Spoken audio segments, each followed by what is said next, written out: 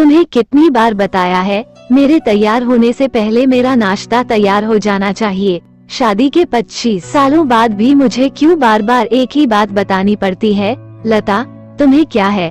तुम तो आराम से घर पर रहोगी, मुझे काम पर जाना पड़ता है। तुम हो कि हमेशा बेवकूफों जैसी हरकत करती हो। अगर तुम ये जानबूझकर करती हो तो याद रखना, मुझसे बुरा कोई नहीं होगा। आज भी प्रशांत का पारा चढ़ा हुआ था। इन कटु शब्दों में अपना गुस्सा उतारते हुए, गीला तौलिया कुर्सी पर फेंकते हुए प्रशांत गुस्से से लता की तरफ देखने लगा। लता के लिए प्रशांत का ये बेवजह का गुस्सा कोई नई बात नहीं थी।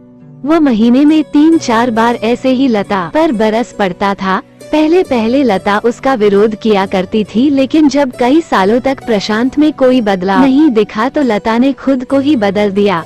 अब प्रशांत के कुछ भी कहने से लता को कोई फर्क नहीं पड़ता था। प्रशांत की हर बात वो चुपचाप सिर नीचे झुकाए सुन लेते थी। शादी के पहले 5 साल तक लता ने पूरी कोशिश की थी कि प्रशांत को कोई भी वाद विवाद होता तो प्रशांत सीधा लता को बोल देता, अगर मैं तुम्हें अच्छा नहीं लगता तो क्यों नहीं चली जाती अपने मायके, क्यों रहती हो मेरे साथ? इतना सब कुछ होने के बावजूद लता प्रशांत के साथ रहती थी, क्योंकि उसे अपनी बेटी की फिक्र थी। और वह जाती भी तो कहा, अपने बूढ़े हो चुके माँ बाप को इस उम्र में परेशान करना वो नहीं चाहती थी।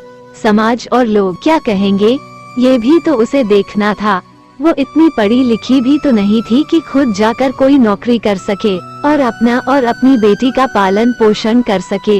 लता को अब अपनी फिक्र नहीं थी, उसको फिक्र थी तो बस अपनी शादी लायक हो रही बेटी की।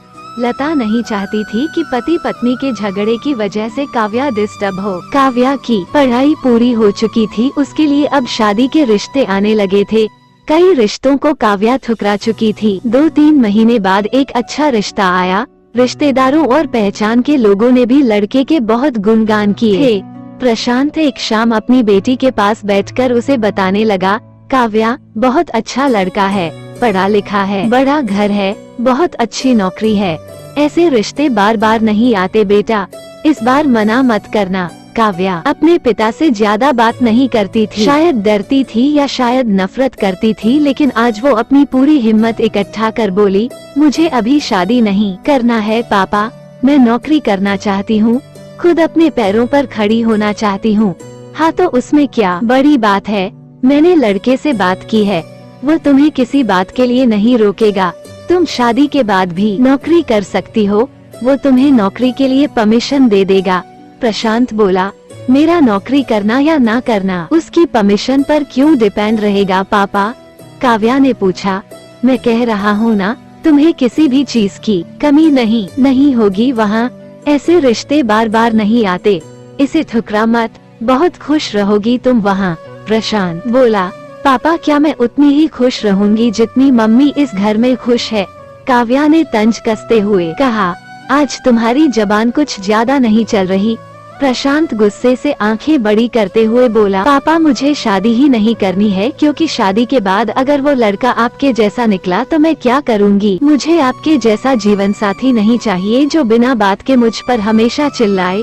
मुझे कुछ भी अपनी पसंद का लेना हो तो 10 बार सोचना पड़े, कहीं वो नाराज ना हो जाए। मेरी तबीयत कैसी भी हो उसे परवाह ना हो, रोज थोड़ी सी मोटी बन जाए तो घर सर पर उठा ले, उसकी चेक बुक ना मिले तो भी मेरा ही दोष निकालें, और हर छोटी मोटी बात पर मुझे मायके जाने के लिए कहे।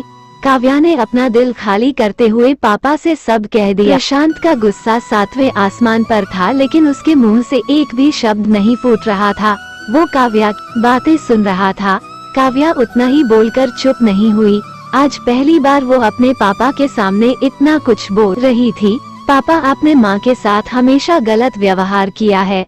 आप अपने ऑफिस का गुस्सा बिना सोचे समझे माँ पर उतार देते हैं, कभी इस बात की परवाह भी नहीं करते कि उन्हें कैसा लगता होगा। आपकी बातें सुन माँ ने अपना स्वाभिमान खो दिया। प्रशांत आज पहली बार अपने किए बर्तावों को महसूस कर पा रहा था, वो इतना ही बोल पाया। काव्या ने प्रशांत का हाथ पकड़ा और बोली, पापा मुझे सिर्फ एक सवाल का जवाब दे दो, क्या आप चाहेंगे मेरा पति आपके जैसा हो? अगर आपका जवाब हाँ है तो कर दीजिए मेरा रिश्ता आज ही, और ना है तो मुझे आत्मनिर्भर बनने दीजिए। प्रशांत कुछ भी ना बोल पाया और वहाँ से चुपचाप बाहर चला गया। आज उसे लता के साथ जाने में शर्म आ रही थी। चलते चलते उसकी आंखों से आंसू बह रहे थे। प्रशांत ने आज से अपने आप को बदल का निश्चय किया। अगले दिन से लता ने अपने पति में काफी बदलाव देखा। वो सोचने लगी कि जो हिम्मत काव्या ने देती तो शायद आज परिस्थिति कुछ और होती।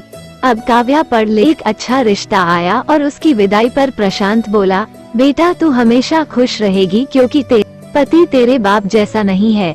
प्रशांत की यह बात सुनकर लता और काव्या की आंखों से आंसू बह लगे।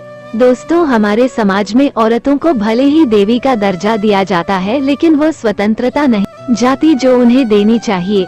उन्हें बचपन से ही बताया जाता है कि वो पराया स्कूल से आने में देर हो जाए तो पिटाई मिलती है, मोबाइल पर बातें करते हुए दिख जाए या खिड़की झांकते हुए दिख जाए तो शक किया जाता है। माँ बाप का घर तुम्हारा नहीं है, पति का घर ही तुम्हारा घर। जीवन भर यह बातें बता कर उन्हें ससुराल भेज दिया जाता है और एक दिन किसी छोटे मोटे झगड़े ससुराल वालों से उन्हें सुनना पड़ता है कि इस घर को छोड़ दो और मायके चली जाओ। हमेशा की तरह पूरी कहानी पढ़ने के लिए आपको धन्यवाद। दोस्तों, उम्मीद है ये कहानी आपके दिल को छू होगी।